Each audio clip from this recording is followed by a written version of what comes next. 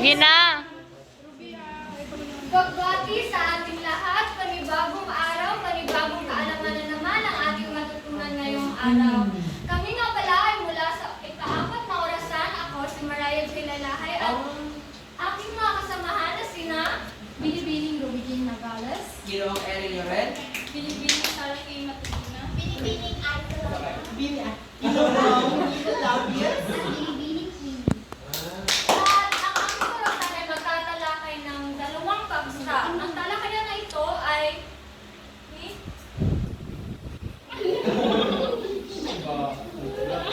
Ang talakayan nito ay mahati sa 2 paksa. Ang unang paksa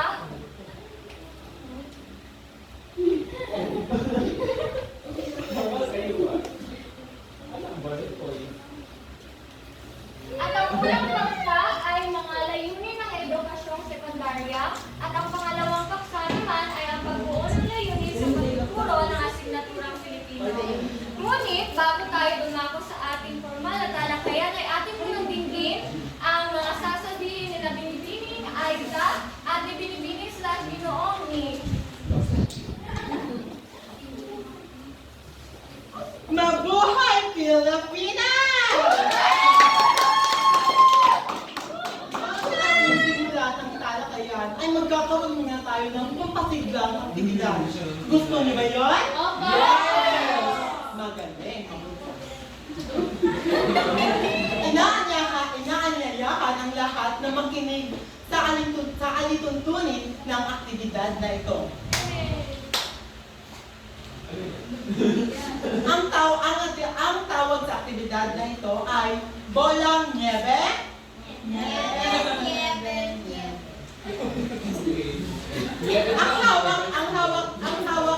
Ang hawak ko na bolang niebe ay gawa sa papel. Nakikita niyo ba na gawa ito sa papel? Na kung saan ay may katanungan ito. At hindi lang yon. Meron din kaming hinanda na musika na ipapatugtog habang kayo ay naglalaro sa aktibidad na ito. At sa puntong ito, bawat orasan ay maghanda ng isang representative upang gawin ang aktibidad na ito. Inyong ipapasa-pasa ang bolang niebe habang ang musika ay tumutugtog. At kapag ito ay tumigil at kung saan siya huminto at kung sino ang humintoan, siya ang magkukuha ng isang perasong papel galing sa bolang niebe at sasagutan ang katanungan na nakapaloob sa bolang ito. At ngayon, ating subukin. Subukin na natin. Tayo lahat ng mga representatives na dapat.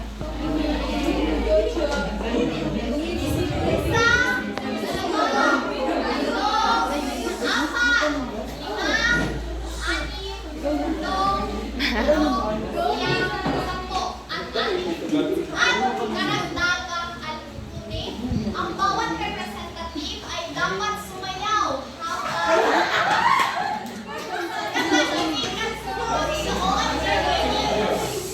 ang bawat representative ay dapat sumayaw habang ang musika ay nakatugtog. Atin ang subukin ngayon. Bukan. Musika,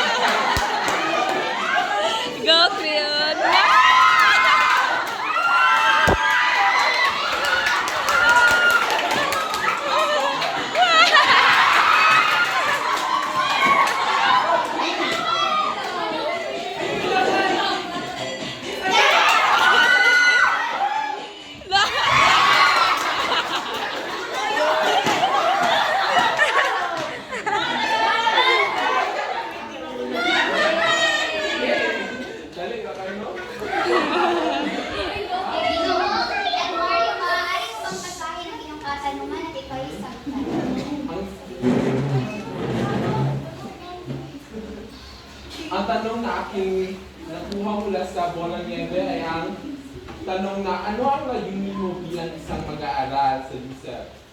Na kumukuha ng Mayoryang Pilipino bilang isang mag-aaral sa kamantasan ng Timog sila. na kumukuha ng Bachelier ng sekundaryang edukasyon sa Mayoryang Pilipino. Ako ay magsisilbing pag-asa bilang sa susunod ng mga kabataan mag-aaral natin. Dahil ang aking maituturo sa susunod, kung ako man ay baka magpapatuloy dito sa aking kinuhang kurso, ay maipapasa ko rin sa kanila. Dahil bilang isang guro, ang aking unang layunin ay hindi lang upang mapasa ang aking mga kaalaman sa kanila, para mabigyan din sila ng gabay. Yung sa magandang kinabukasan na tayo dito sa DepEd ay pangarap sa lahat. Maraming salamat po. Joel, At Joe. ang Bolang Nieve ay isa sa inyo muna at inaasahan at huwag ilagay kahit saan dahil gagamitin pa yan mamaya sa susunod. May nalagay ko. Ating ang simula ng unang paksa yun ay mga layunin ng edukasyong sekundarya.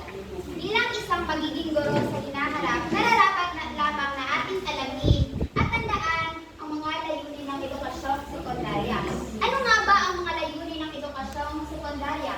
At bakit nga ba may layunin? Sa talakayan na ito ay ating malalaman kung ano-ano nga ba ang mga layunin ng edukasyong sekundarya. Ngunit sa ngayon ay ating munang ipagpapatuloy ang pangkasilang aktibidad na ipapasa mo sa susunod. Music! Music, maestro!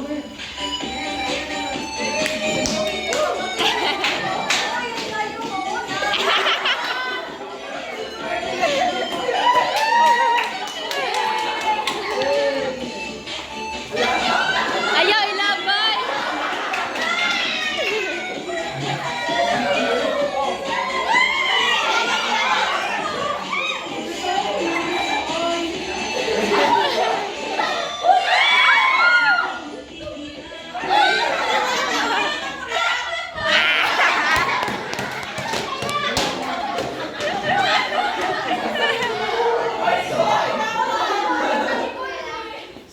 Ikaw na naman ang sasagot ng mga katanungan ng maaari ko bang buksan, nasangin at sagutan ang tanong. Tapos naman ito. Maganda. O kaganda ka na. Maganda. Scratch ko lang itong level. Ito pala, yung tunay na tanong. Para sa iyo, ano ang layunin ng edukasyong sekundarya? Sa tanong pa lang, sa tanong pa lang, maisip din natin na ang layunin ng edukasyong pang-sekundarya ay magbigay ng pagtuturo sa mga mag-aaral natin pagkatapos ng sekundarya. Yan ang unang layunin. Ngunit, hindi lang ito. Sa bagong curriculum ng DepEd, ang malatang curriculum, didiretso na sila sa tertiaryang level, wala na sa high school. Kumbaga, ang layunin ng sekundarya sa susunod na panahon ay hindi lamang matatapos sa sekundaryang level. Ito ay makakahaluan din ng skills training at saka ng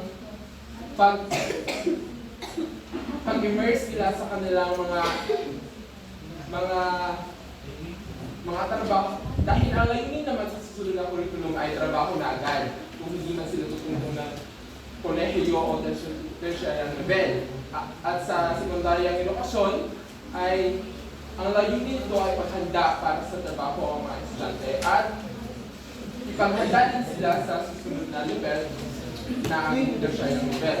Ngunit, hindi lang dito natatapos ang layunin na para sa akin ay para sa matatang curriculum ang layunin ng sekundarya. Ang layunin dito ay magbigay ng libre at inklusibong edukasyon para sa lahat.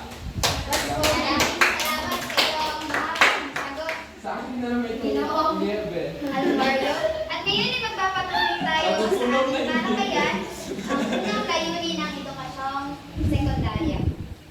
Mabigyan ng bagong kaalaman at kasanayan ang mga mamamayan upang may kakayahang makilahok sa mga gawaing pangpamahalaan para sa kaunlaran ng nagsasariling pamahalaan. Sa paaralan, tayo ay unang sinubog. Sa paaralan, kung saan tayo ay nakukuha ng mga bagong kaalaman at sinasanay ang ating mga kasanayan. Ngunit hindi lamang ito magtatapos sa ating paaralan at sa ating pamayanan. Sapagkat mayroon tayong responsibilidad sa ating mga komunidad na kung saan tayo nabibilang. Ang mga kasanayan ito at mga kaalaman na dapat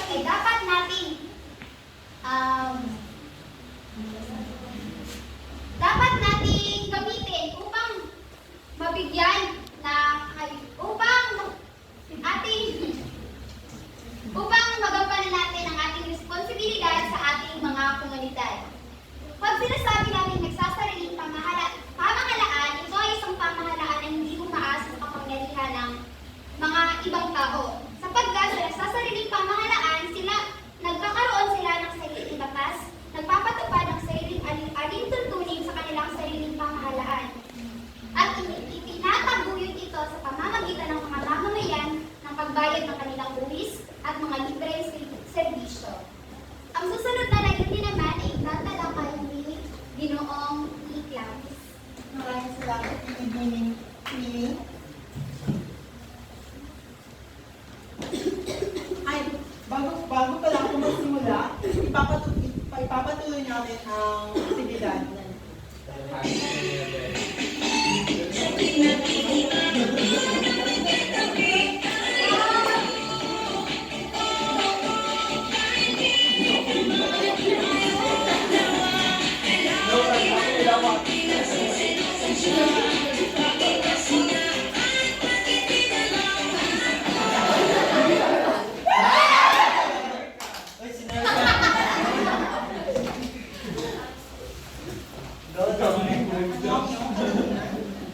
Bakit mahalaga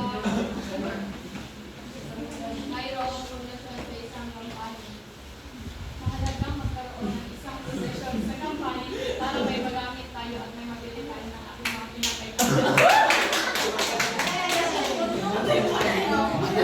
Baka po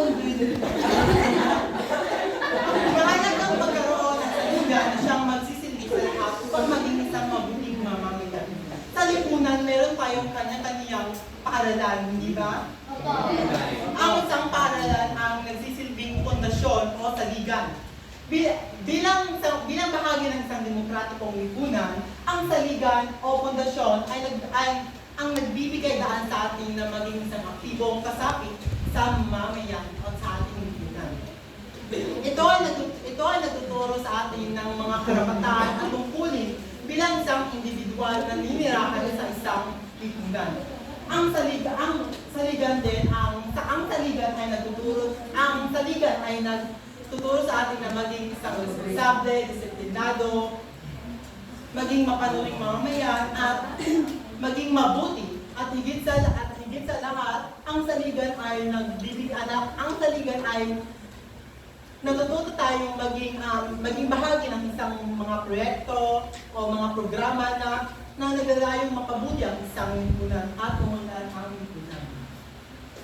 Ang susunod na talakayin ay tatalakay ni Binibining Aiza. Maraming salamat sa inyo ulit. Para sa ikatutupad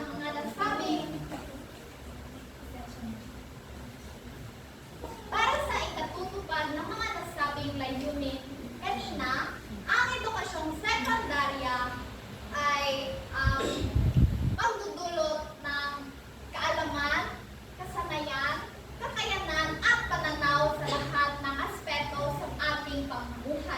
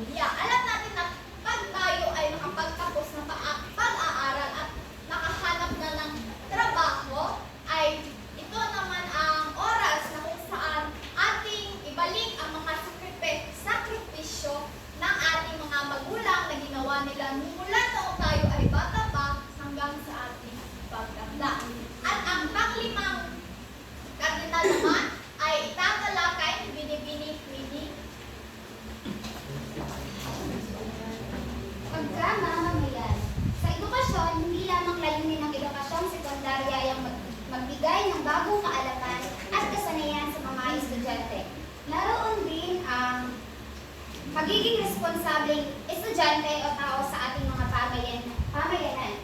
Dahil ito ko nga kanina, hindi lamang nahuhuli o nagtatapos ang pagiging responsableng tao natin sa ating paaralan at sa ating pamayanan, sapagkat meron din tayong responsibilidad na ginagampanan sa ating mga komunidad o pamahalaan. Kasunod naman, ang kapaki-pakinabang na paggamit ng langing panahon. Bilang isang magiging